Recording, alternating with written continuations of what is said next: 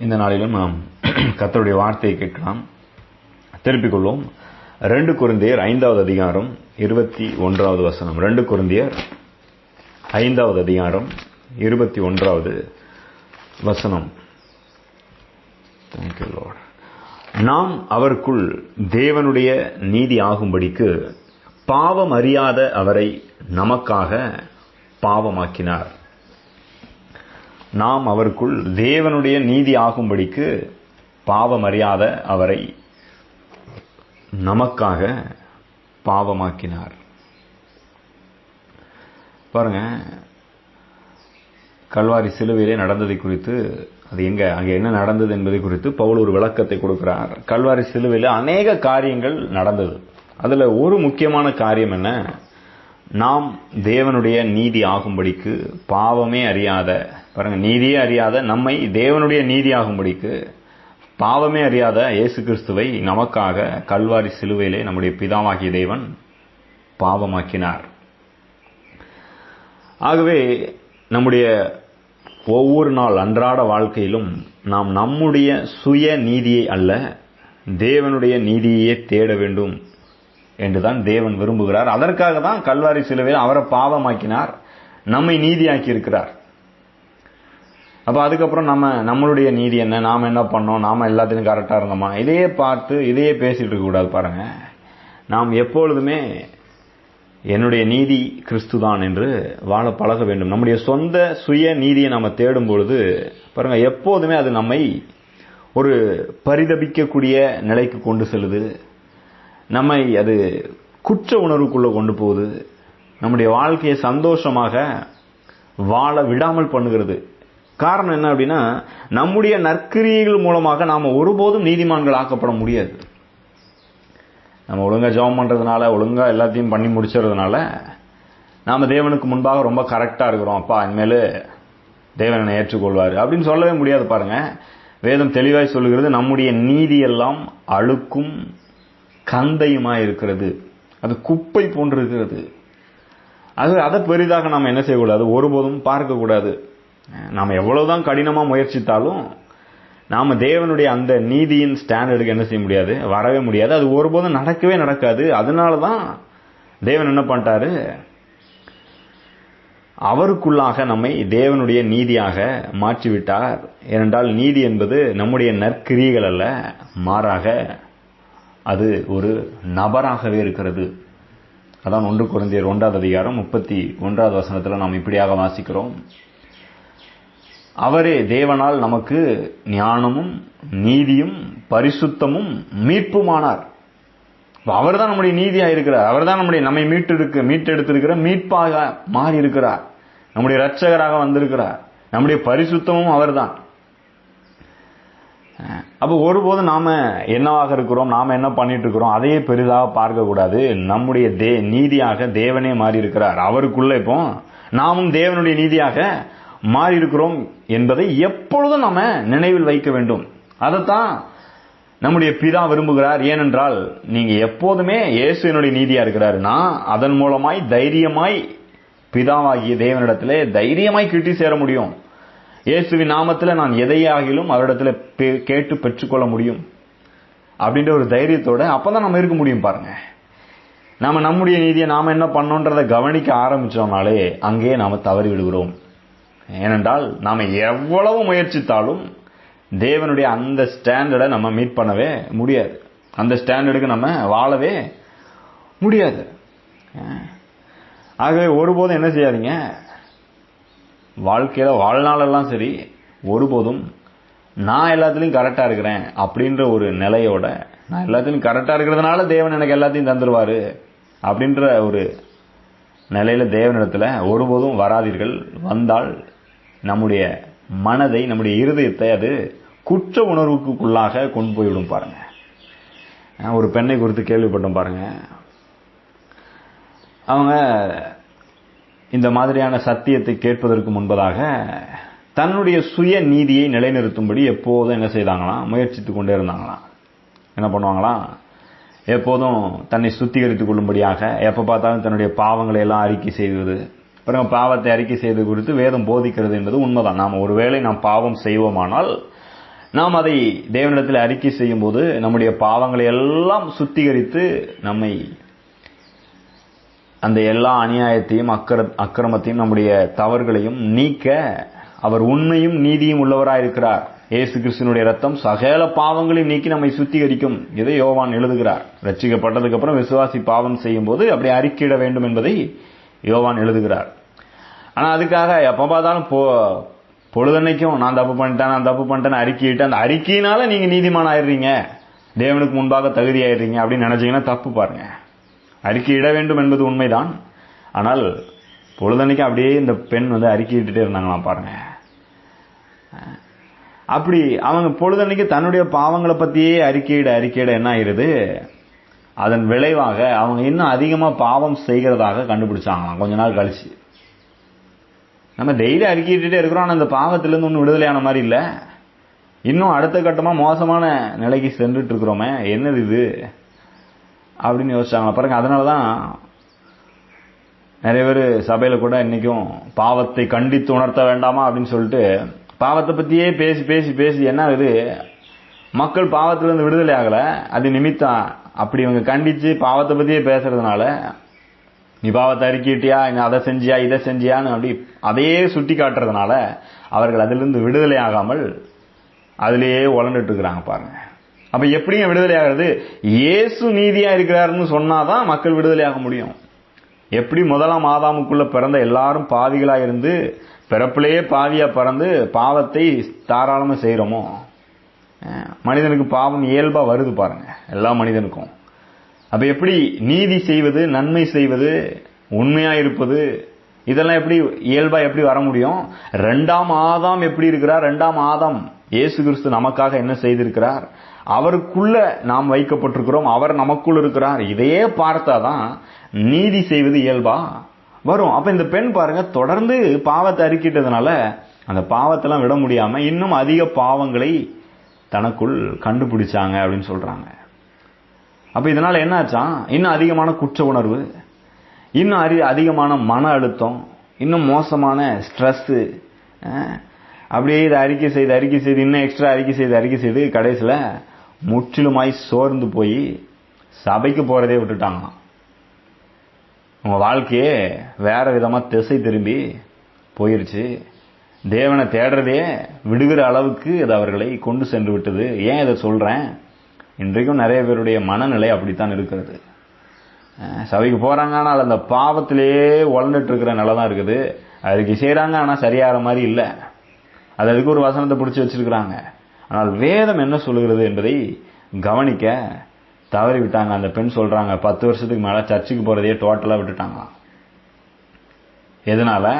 தன்னுடைய பாவத்தை அறிக்கை செய்து பாவத்தை விட முடியாம குற்ற உணர்வு ஆகி மன அழுத்தமாகி தேவனிடத்துல தைரியமா வர முடியாம இன்னைக்கும் கூட அப்படிதான் மக்களை நடத்திட்டு இருக்காங்க. பாருங்க, நிறைய பேரு நீ அதை பண்ணியா இதை பண்ணியா அறிக்கை செஞ்சியா, நீ திருவிருந்தில கலந்துக்க கூடாது, இன்னும் சின்ன சின்ன காரியங்கள் எல்லாம் குறித்து தவறாய் குற்றப்படுத்தி இன்னும் மக்களை குற்ற உணர்வுக்குள்ளாக ஆக்கி கொண்டிருக்கிறார்கள். பாருங்க, ஆனால் அப்படிப்பட்ட நிலையில இருந்த இந்த பெண்ணுக்கு ஒரு நாள் யாரோ பாருங்க இந்த நீதியை குறித்த சத்தியத்தை யாரோ சொல்லியிருக்கிறாங்க. அதை கேள்விப்பட்டு அதிலிருந்து தொடர்ந்து அப்படிப்பட்ட இந்த சத்தியத்தை போதிக்கிற சபைக்கு செல்ல ஆரம்பிச்சாங்களாம். பாருங்க, என்ன சத்தியம்? நம்ம என்ன பண்ணோம், நம்ம என்னத்தை அறிக்கை பண்ணோம், நம்ம கரெக்டா அறிக்கை பண்ணோமா, நம்ம எல்லாத்தையும் சரியா செஞ்சுட்டோமா, ஒழுங்கா ஜெபம் பண்ணிட்டோமா, ஒழுங்கா பைபிள் படிச்சுட்டோமா, எல்லாத்துலயும் நம்ம கரெக்டா இருந்துட்டோமா, அப்பதான் தேவன் நம்ம ஏற்றுக்கொள்வார் அப்படின்னு இல்ல. நம்முடைய வாழ்க்கையை நம்மை தேவன் ஏற்றுக்கொள்வது நம்முடைய நீதியினால் அல்ல, நாம என்ன செய்கிறோம் என்பதனால் அல்ல, நாம தினமும் ஒழுங்கா ஜெபம் பண்ணோன்றதுனால அல்ல. அப்ப அதுக்காக ஜெபம் பண்ண வேணாம் நான் சொல்லல. ஆனால் நாம நம்மையே பார்த்து கொண்டிருப்பதினால் அல்ல, நாம் இயேசுவை ஏற்றுக்கொள்வதினால், இயேசுவை பார்ப்பதினால் நாம் தேவனாலே ஏற்றுக்கொள்ளப்படுகிறோம். ஏனென்றால் தேவனுக்கு முன்பாக அந்த நீதியின் அளவுகோல் யாராக இருக்கிறார்? நம்முடைய செயல்கள் அல்ல, இயேசுதான் நீதியின் அளவுகோல். இயேசுவை ஏத்துக்கிட்டியாப்பா, நான் உன்னை ஏத்துக்கிறேன் பிதா சொல்லுகிறார். ஏனென்றால் இயேசுதான் ரட்சிப்புக்கான வழி, இயேசுதான் நம்முடைய நீதியாக மாறி இருக்கிறார். அப்ப இந்த சத்தியத்தை கேட்ட உடனே அந்த பெண் பாருங்க தொடர்ந்து இயேசுவை தேட ஆரம்பித்தார்கள், தேவனுடைய நீதியை பார்க்க ஆரம்பித்தார்கள். அதனுடைய விளைவு என்ன? 10 வருஷமா நொந்து போய் வாழ்ந்துட்டு இருந்த வாழ்க்கையில உடனே சந்தோஷமும் சமாதானமும் நிம்மதியும் தேவனிடத்திலே வர வேண்டும் என்கிற தைரியமும் உண்டாச்சான்.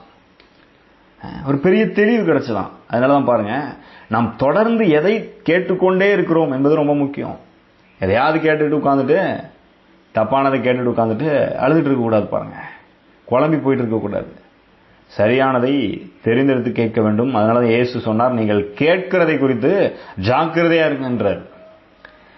யாராவது மதம், இப்படிதான் சொல்ல வேண்டியதா இருக்குது பாருங்க, யாராவது மதம் பிடித்து மதத்திலேயே, கிறிஸ்தவத்தில் கூட பாருங்க நிறைய பேர் மதம் என்கிற நம்பிக்கையில் இருக்கிறாங்க. அப்படிப்பட்ட நபர்கள் சொல்லுகிறதே கேட்டுட்டு இருந்தீங்கன்னா உங்களுக்கும் மதம் பிடிச்சிடும். மதம்னா என்ன? மதம் எப்பொழுதும் தன்னுடைய மனிதனுடைய சுய கிரியைகளையே வலியுறுத்துகிறது. நீ என்ன பண்ண, நீ அதை செஞ்சியா, இதை செஞ்சியா, இதை கரெக்டா பண்ணிட்டியா, ஒழுங்கா ஜபம் பண்ணியா, எல்லாத்துலயும் ஒழுங்கா இருந்தியா, பைபிள் தினமும் கரெக்டா வாசிச்சிட்டியா, இத்தனை அதிகாரம் வாசிச்சிட்டியா, இப்படின்னு மதம் இதையே சொல்லிக் கொண்டிருக்கிறது. நம்மை பற்றியே பார்க்க சொல்லிக் கொண்டிருக்கிறது. அதை தாண்டி தேவனுடைய ராஜ்யத்திலிருந்து நமக்கு வருகிற அற்புதமான நற்செய்தி என்ன? தேவனுடைய ராஜ்யம் உங்களுக்குள் வந்து விட்டது. உங்களுக்காக அந்த ராஜாவே உங்களுக்காக இறங்கி வந்து எல்லாவற்றையும் செய்து முடித்திருக்கிறார். அவரை ஏற்றுக்கொள்ளுங்க. இதுதான் நற்செய்தி பாருங்க. அப்ப தொடர்ந்து அந்த சத்தியத்திலே நாம் நிலை நிற்க வேண்டும். அந்த பெண் பாருங்க, இந்த சத்தியத்தை தெரிந்த உடனே சந்தோஷத்துக்குள்ளும் சமாதானத்துக்குள்ளும் சென்றார்கள். அவங்க உள்ளத்திலிருந்து சந்தோஷம் பொங்கி வழிஞ்சிச்சான். என்ன இது வித்தியாசமான சந்தோஷமா இருக்குது அப்படின்னு ஆச்சரியப்பட்டாங்களாம். ஏனென்றால் ரட்சிப்பின் சந்தோஷம் அவ்வளவு பெரியது. பாருங்க, நம்முடைய பாவத்தை பத்தி நாம இதுக்கு முன்னாடி எப்படி இருந்தோம், என்ன பண்ணிட்டு இருந்தோம், இதே பார்த்துட்டு இருந்தோம் அப்படின்னா பாருங்க, ஒருபோதும் சந்தோஷமா இருக்கவே முடியாது. அது மட்டும் இல்ல, அந்த பெண்ணை குறித்து பாஸ்டர் சொல்றாரு, அந்த பெண் தொடர்ந்து அவருடைய சபையின் ஆராதனையில் வந்து கலந்து கொள்ள ஆரம்பிச்சாங்கன்னா, வெறும் சபைக்கு தொடர்ந்து வர ஆரம்பித்தது மட்டும் இல்ல, சந்தோஷம் வந்தது மட்டும் இல்ல, இந்த குற்ற உணர்வு, இந்த மன அழுத்தம், அதனால அவர்கள் சில வியாதியினால் பாதிக்கப்பட்டு நீண்ட நாட்களா இருந்த வியாதி அவர்களை விட்டு முற்றிலுமாய் நீங்கி போனதாம். பாருங்க, தேவனுடைய நீதி என்கிற ஒரு சத்தியம் அவருடைய வாழ்க்கையை விடுதலை ஆக்கிச்சு, சந்தோஷத்தை கொண்டு வந்தது, அவருடைய வியாதியை சுகமாக்கி விட்டது. பாருங்க, நிறைய பேருடைய வியாதிக்கு காரணம் என்ன? குற்ற உணர்வு, பயம், கவலை. இதெல்லாம் எங்க இருந்து வருது? நான் சரியில்லை, நான் ஒழுங்கா இல்லை, நான் தப்பு பண்ணிட்டேன். இதுல இருந்து தான் எல்லா வியாதி, எல்லா காரியங்களும் வருது பாருங்க. ஆகவே அதை விட்டுட்டு தேவன், கிறிஸ்து என்னுடைய நீதியா இருக்கிறார், கிறிஸ்துவுக்குள் நான் தேவனுடைய நீதி, அவருடைய ஸ்டாண்டர்டுக்கு மாறிட்டேன் அப்படின்றத விசுவாசிக்கும் போது பாருங்க, உங்களுடைய வாழ்க்கையில கூட ஏதாவது பலவீனம் இருந்தால் அது முற்றிலுமாய் உங்களை விட்டு நீங்கி போகும். அது சின்ன பலவீனமா இருக்கலாம், ரொம்ப நாள் நீண்ட நாட்களா இருக்கலாம், எதுவா வேணா இருக்கலாம், அது கண்டிப்பாக நீங்கி போகும். அது மட்டும் இல்ல, அந்த பெண் ஒரு சாட்சி சொன்னாங்களாம்.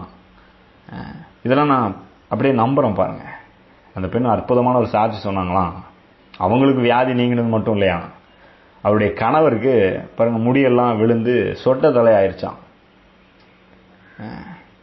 இந்த சத்தியத்தை விசுவாசத்தின் நிமித்தம் முடி நல்லா வளர ஆரம்பிச்சதாம். ஏன் இன்னைக்கு நிறைய பேருக்கு முடி கூட்டுது எல்லாம் பாருங்க. என்னது நினைக்கிறீங்க நீங்க? நான் நல்லா அலசி ஆராய்ந்து பார்த்ததுல ஒரு விஷயம் கண்டுபிடிச்சேன். என்ன? எல்லாம் ஸ்ட்ரெஸ், டிப்ரெஷன், ஒரே கில்ட் கான்சியஸ், குற்ற உணர்வின் மனப்பான்மை. இதெல்லாம் என்ன பண்ணுது? தூக்க விடாம பண்ணுது, சாப்பிட விடாம பண்ணுது, தேவையான சத்து பலன் இல்லை. இது நிமித்தமா என்ன செய்யுது? முடியெல்லாம் கொட்ட ஆரம்பிச்சிருது. நான் சொல்லுகிறேன், கிறிஸ்து உங்களுடைய நீதியா இருக்கிறார். நீங்கள் தேவனுடைய நீதியாக அவருடைய ஸ்டாண்டர்டுக்கு மாற்றப்பட்டிருக்கிறீர்கள். ஆகவே இயற்கைக்கு அப்பாற்பட்ட விதத்தில் அவர்கள் வாழ்க்கையில நடந்த அற்புதம் நம்முடைய வாழ்க்கையிலும் கண்டிப்பாக நடக்க முடியும். அப்ப நாம என்னங்க பண்ணணும்? எப்போதும் இயேசுவை நம்முடைய வாழ்க்கையில முதன்மையான இடத்துல வைக்கணும்.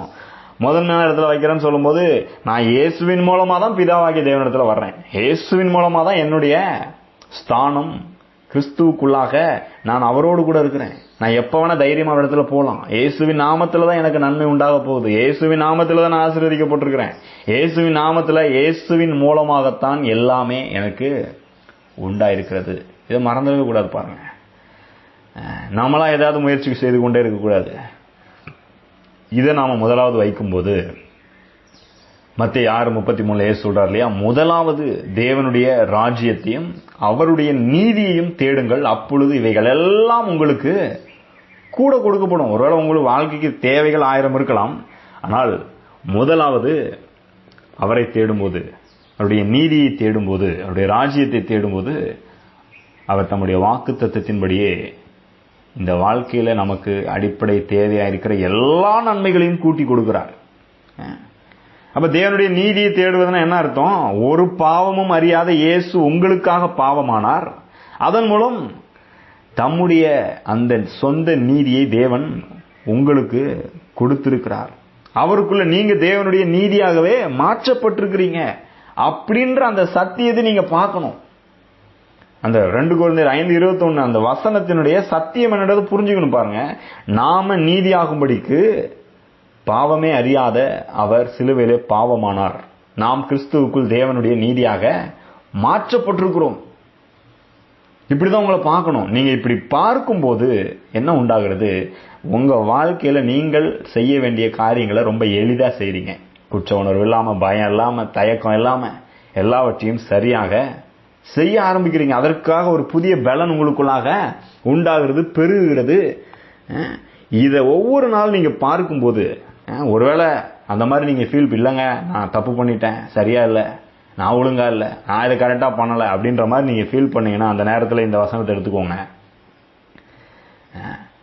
நான் தேவனுக்குள் நீதியாகும்படிக்கு பாவம் அறியாத அவரை எனக்காக அவர் என்ன செய்திருக்கிறார்? பாவமாக்கி இருக்கிறார். ஆகவே நான் தேவனுடைய கிறிஸ்துவுக்குள் தேவனுடைய நீதியாக மாற்றப்பட்டிருக்கிறேன். இதை வாயத்திலிருந்து சொல்லுங்க. பாருங்க, சொல்லும் போதே அந்த நீதியை குறித்த உணர்வு உங்களுக்குள்ள வர ஆரம்பித்து விடும். அது மட்டும் இல்ல, அதன் மூலமாய் நீங்கள் புதிய பலனை அடைவீர்கள், தைரியத்தை அடைவீர்கள். அதன் மூலமா என்ன நடக்கும்? இந்த வாழ்க்கைக்கு தேவையான எல்லாவற்றையும் உங்கள் வாழ்க்கையிலே கூட்டி கொடுக்கப்படுவதை நீங்கள் பார்ப்பீர்கள். இது வெறும் மதத்தில் சொல்ற மாதிரி இவ்வளவு நேரம் ஜெபம் பண்ணாதான் உனக்கு எல்லாம் கிடைக்கும் அப்படின்ற ஒரு நிலையில இல்லை. பாருங்க, சில நேரம் நீங்கள் ஜெபிக்காமலே கிடைக்கும் நீதியின் உணர்வு உங்களுக்கு இருக்குமானால். ஏன் அது ரொம்ப ரொம்ப முக்கியம் நான் சொல்றேன்? இப்போ உங்களுக்கு உங்க பிள்ளைங்க இருக்கிறாங்க, உங்க பிள்ளைங்க உங்களிடத்துல எது வேணாலும் தைரியமா கேட்கறாங்க இல்லையா? ஏன் கேட்கறாங்க? அப்பா அப்படின்ற, அம்மா அப்பான்ற அந்த உணர்வோடு வர்றாங்க. நான் தப்பு பண்ணிட்டேன்ற உணர்வோடு வர்றதில்லை இல்லையா? தைரியமா வர்றாங்க. எங்க அப்பா கிட்ட கேட்டா எனக்கு கிடைக்கும் அப்படின்னு. பாருங்க, நாம் நீதியின் உணர்வோடு இருக்கும்போது நாமும் அப்படித்தான் தைரியமாய், எங்க அப்பா அவரிடத்துல நான் வர்றேன், கண்டிப்பா எனக்கு கேட்டது கிடைக்கும். இயேசுவும் சொல்லுகிறார், என் நாமத்தினாலே நீங்கள் எதை கேட்டாலும் பிதா அதை அவர் உங்களுக்கு என்ன செய்வார்? கொடுப்பார்.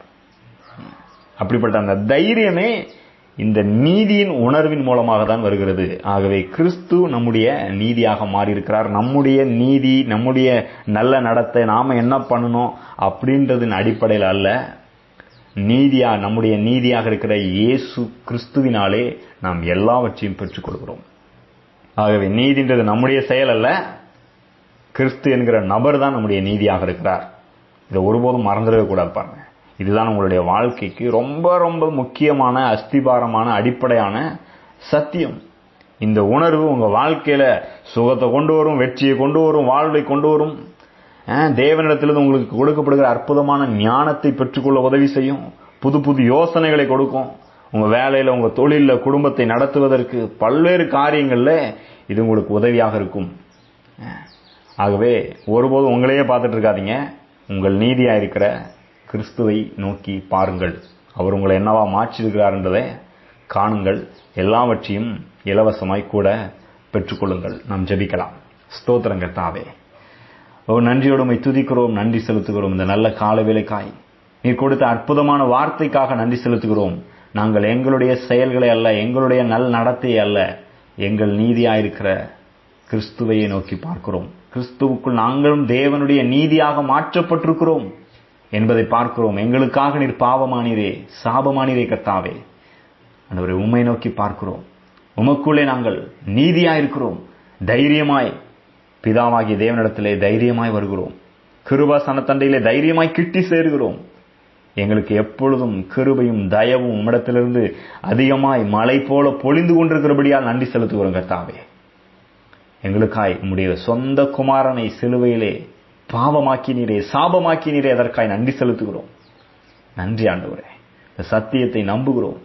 எப்போதும் இதையே நோக்கி பார்க்கிறோம் கர்த்தாவே. பரிசுத்த ஆவியானவரே, தொடர்ந்து இந்த சத்தியத்தை நினைப்பூட்டுவீராக. நீதியின் உணர்வோடு எப்பொழுதும் வாழ உதவி செய்வீராக. நீதியின் உணர்வுள்ளவர்களாய் ஒவ்வொருவரும் வாழட்டும். அதனால் உண்டாகிற எல்லா நன்மைகளையும் பெற்றுக்கொள்ளட்டும். தங்களுடைய வாழ்க்கையினுடைய அன்றாட செயல்பாடுகளும் இதன் மூலமாய் மாறிவிடுமே கர்த்தாவே. அப்படி வாழ நீர் உதவி செய்வீராக. உடைய கரத்தில் அர்ப்பணிக்கிறோம். எங்கள் ஆண்டவராகிய இயேசு கிறிஸ்துவின் நாமத்தில் ஜெபிக்கிறோம் நல்ல பிதாவே. ஆமென். நீங்கள் தேவனுக்குள், கிறிஸ்துவுக்குள் தேவனுடைய நீதியாய் இருக்கிறீர்கள். God bless you.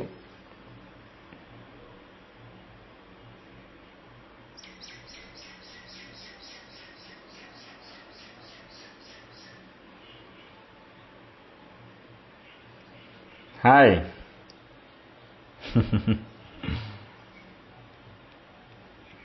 Thank you, brother. God bless you. Bye.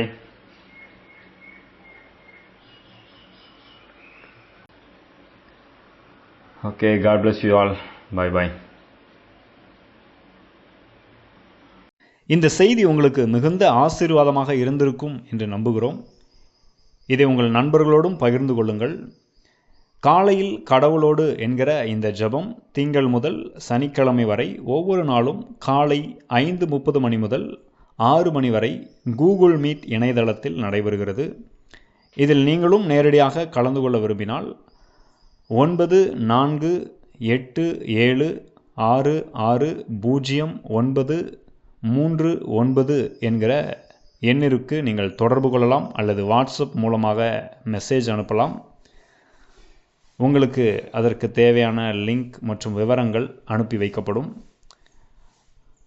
நீங்கள் ஆசீர்வதிக்கப்பட்டவர்கள்.